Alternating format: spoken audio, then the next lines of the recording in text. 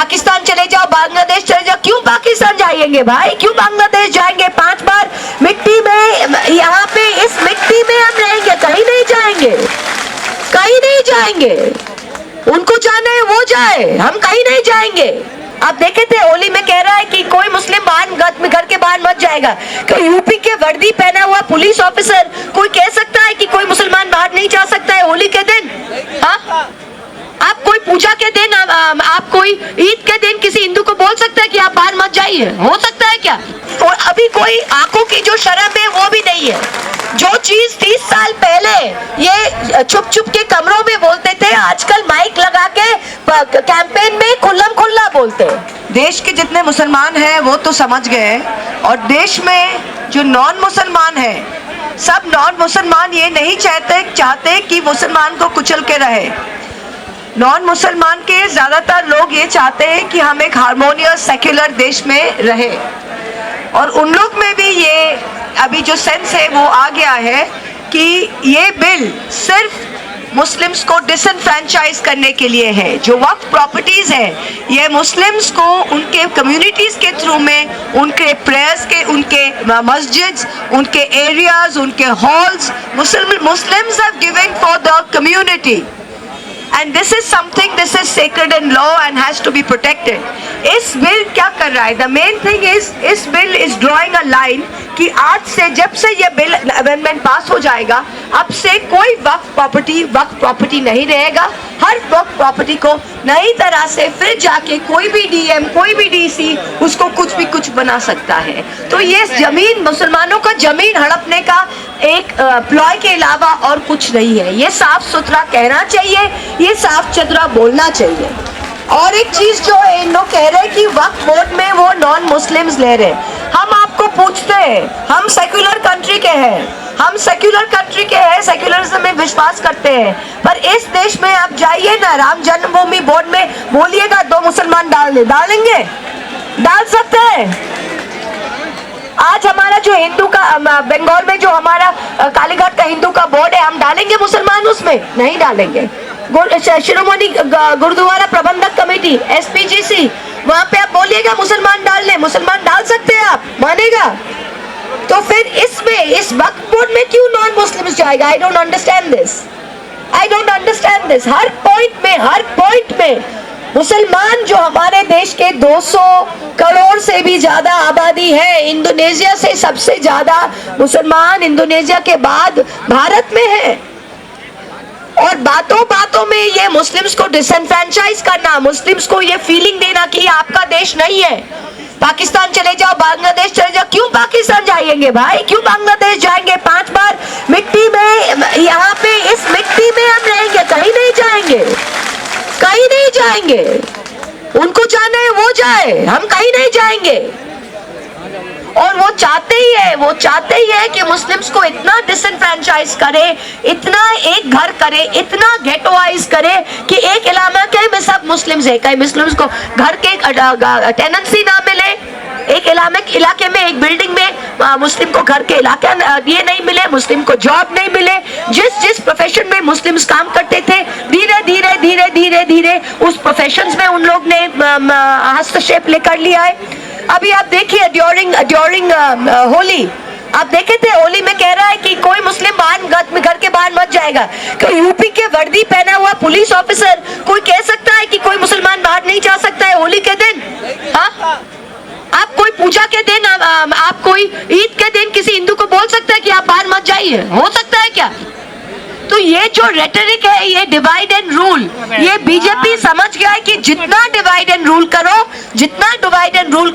वो 60% हिंदूज जो है उसको एकदम एक साइड करके उनका 50% वोट से हमको जीतना है। यही उनका, there is no more fig leaf anymore. मेरा हिंदी इतना अच्छा नहीं है, पर I hope you understand what I am saying.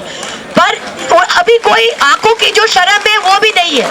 जो चीज 30 साल पहले ये छुप के कमरों में बोलते थे, आजकल माइक लगा के कैंपेन में खुल्लम खुल्ला बोलते हैं। और क्या समझते? और ये सिर्फ, मैं तो कहती हूँ, ये सिर्फ मुसलमान का ड्यूटी नहीं है कि इसके खिलाफ खड़े होने का। हर right thinking person in this country has to stand up. Every right thinking country has to stand up. ये जर्मनी में ऐसे सकता। जब रोमनीज के लिए आए थे तो बोले मैं रोमनी नहीं हूं, मैं चुप हूं। जब पोल्स के लिए आए थे तो मैं पोलिश नहीं हूं, मैं चुप हूं। जब चेक के लिए आए थे तो मैं चेक हूं, तो मैं चुप हूं। कल आपके लिए आएंगे, कल मेरे लिए आएंगे, फिर क्या होगा? फिर क्या होगा? ये तो लोगों को समझना चाहिए ना। This Waqf bill is an extremely dangerous bill. ये bill in its present form ये बुलडोज करके ला तो सकते हैं, पर लाने के बाद जब ये पार्लियामेंट में आएगा, हम सब सारे पार्टीज इसका बहुत सख्त विरोध करेंगे। And we will never allow the implementation of this. We will never allow the disenfranchisement of this. हम लोग क्या देखते नहीं है? हर इलेक्शन में, बाई इलेक्शन में रामपुर कैसे जीत गए भाई? कैसे जीत गए रामपुर? मुसलमानों के घर से बाहर नहीं आने दिया वोट में। सांबल में क्या करते? ये करो वो करो, वोट नहीं करने देते।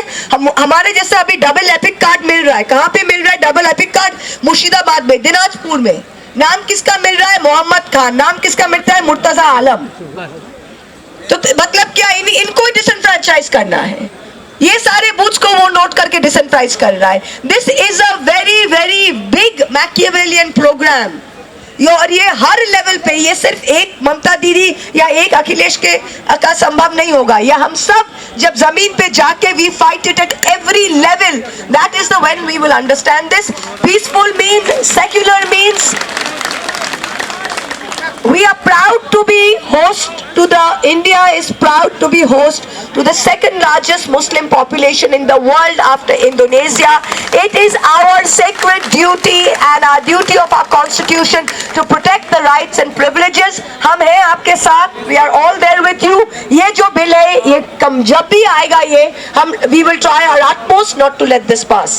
तृणमूल कांग्रेस की तरफ से यहाँ पे आई हूँ और हमारे लीडर ममता बनर्जी, आप सबको पता है कि वो पहले दिन से ये वक्फ अमेंडमेंट के खिलाफ हमारे सारे ताकत लेके इस बिल को हम अपोज कर रहे। जो हमारे सिलेक्ट कमेटी में गया है, वहाँ पे हमारे जो नदीमुल हक और कल्याण बनर्जी जो हमारे तरफ से रिप्रेजेंट कर रहे हैं, उन्होंने बहुत हार्ड लाइन लेके, बहुत टफ टॉकिंग करके इनकी अपोजिशन किया है।